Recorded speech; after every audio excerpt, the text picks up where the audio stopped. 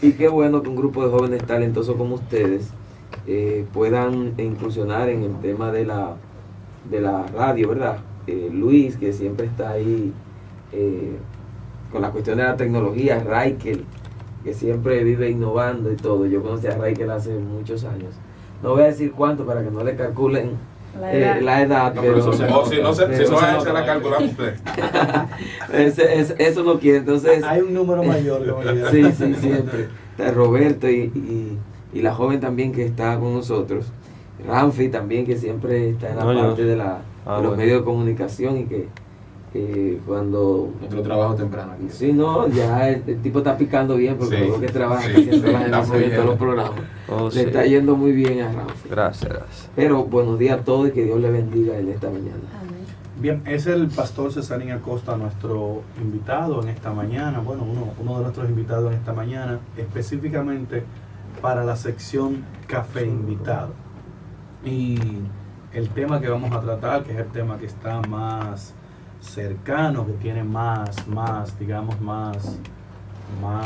es más reciente, ¿verdad? De que propiamente queremos tratar con el pastor Cesarín Acosta. Usted hace aproximadamente una semana vio una manifestación cristiana que fue el 6 de noviembre propiamente, aunque el hecho de la manifestación no correspondía al día 6 de noviembre, que es el día de la Constitución en la República Dominicana, correspondía a otro escenario que es de lo que vamos a estar hablando con el pastor Cesarín Acosta, y vamos a tratar entonces, ya entrando en sí el tema, ¿qué es la Reforma Protestante? ¿Cuáles fueron las razones de la Reforma Protestante? Un nombre que usted escuchó en ese marco de tiempo, ¿verdad? Con mucha relevancia, el nombre de Martín Lutero. ¿Qué fueron esas tesis así? Vamos, dentro de lo permitido en el tiempo de la radio, vamos a estar trabajando con el pastor Cesarín Acosta ese aspecto de qué es realmente la Reforma y qué era antes de la Reforma, porque por qué tuvo que haber una reforma es una parte esencial, ¿verdad? Porque sabemos que reforma es sinónimo de un cambio, de una transformación, de cambiar el estado de algo. Entonces vamos a estar hablando de ese aspecto. La gente conoce la reforma, pero de otra forma. Sí, las reformas son transformaciones. No digo reforma, la gente hoy, quizás la gente que nos está escuchando ha escuchado reforma en otras ocasiones, pero no es la reforma de Martín Lutero. La reforma y reforma. Y quisimos tratar el tema, pastor, quisimos que usted esté con nosotros en esta mañana, porque precisamente es extraño ver a la iglesia marchar, ver a los cristianos marchar propiamente, es un poco extraño. Y cuando lo vieron marchar, que no se conocía mucho, yo pude decir que los cristianos marchaban por el Día de la Constitución, que los cristianos marchaban inclusive en contra de la impunidad, que digo, no es malo.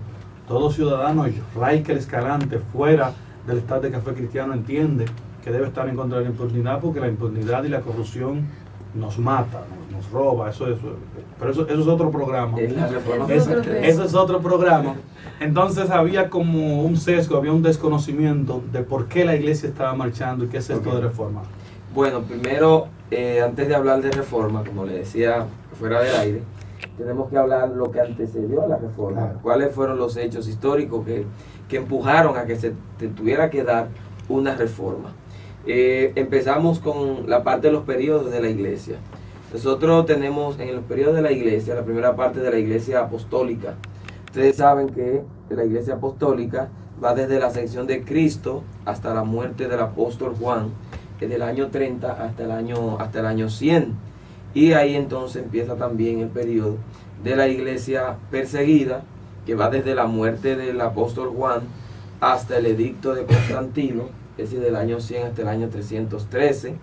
Luego vemos aquí, dentro de lo que es la época apostólica, un hecho que marcó la vida del cristianismo. Aunque los cristianos en esa fecha eran perseguidos del año 33 hasta el año 64, tenían dificultades por la manera en cómo ellos vivían. También hubo un hecho que es bueno mencionar y que ocurrió y que pudo marcar la vida de la iglesia en ese momento. Es en el año 64, cuando el emperador Nerón, él decide, asqueado por toda la pobreza que había en Roma en ese momento como capital del imperio, él decide acabar con una parte de esa ciudad por considerarla que era una ciudad que estaba como en la línea de la baja pobreza, era muy pobre. Entonces había que quitar todo eso como para cambiar el aspecto de la ciudad romana. Pues entonces el emperador, en un momento que estaba tocando su lira ahí en un concierto con todo el pueblo romano, entonces envió a incendiar entonces parte de la ciudad de Roma.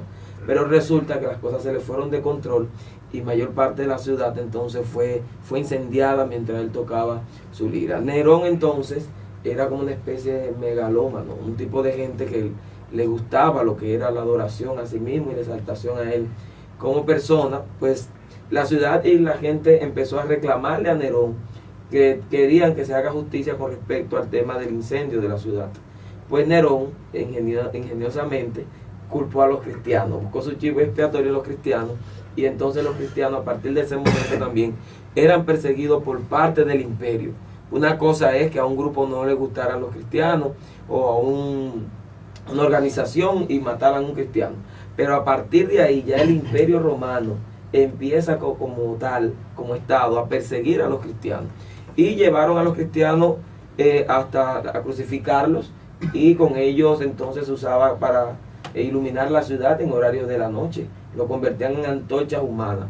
Entonces allí entonces los cristianos eran asesinados, muchos tuvieron que huir de Roma, y entonces pero el que era cristiano en ese momento tenía que serlo de verdad. Nadie podía ser cristiano relajando, porque era la muerte que te tocaba. Entonces había que asegurarse, oye, ser cristiano de verdad. Entonces en ese sentido vemos la primera persecución de los cristianos a través de Nerón, en manos de Nerón. Ahí es donde muere el apóstol Pablo, ¿verdad? Muere decapitado, y no crucificado, porque Pablo, recuerden, era un ciudadano romano, y los ciudadanos romanos no podían ser llevados a la cruz, no podían ser crucificados. Pero el caso de Pedro, que también murió en manos de Nerón, y el apóstol Pedro pidió que no lo crucificaran como a su Señor Jesucristo, sino que lo crucificaran con la cabeza hacia abajo.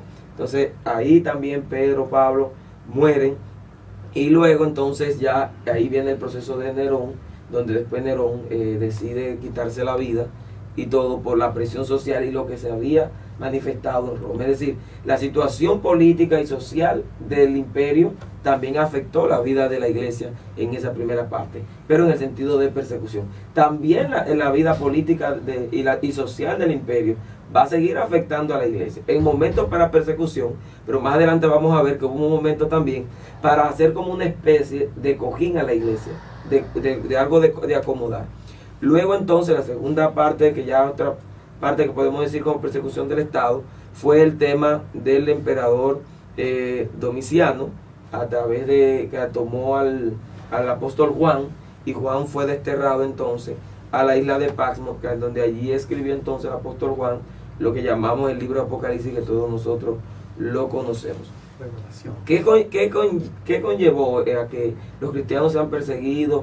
Aparte de que Nerón en su momento, siendo lo que era, teniendo problemas, acusara a los cristianos del incendio de la ciudad de Roma como chivos expiatorios. Aparte de eso, los que vinieron después como emperadores siguieron persiguiendo a los cristianos. Ya no era un tema de Nerón, ya ahora era un tema del Estado, del imperio en ese momento. ¿Qué causa entonces tuvo la persecución? ¿Por qué la persecución? Primero, los cristianos tenían una conducta exclusiva. Ellos entendían que la Biblia era la única verdad y que a través de eso se tenía que regir, que el cristianismo era lo único que podía sacar al hombre de su vida pecaminosa, y con esa conducta exclusiva de no participar en los ritos paganos y en las cosas que hacía Roma como imperio. Recuerden que el imperio romano era un imperio netamente en el sentido de perversión. Roma era la cuna de la perversión y la promiscuidad en el aspecto sexual, entre otras cosas. La adoración a los ídolos también, que los cristianos solo entendían que había que adorar a Dios solamente, y en ese tiempo se tenía la adoración al emperador como un Dios, como algo sublime. Y luego también la destrucción del templo de Jerusalén en el año 70 por el general Tito, cuando invadieron entonces a Jerusalén y destruyeron el templo. ¿Por qué la destrucción del templo es causa de la persecución de los cristianos? Porque los romanos creían que el cristianismo era un desprendimiento de la religión judía,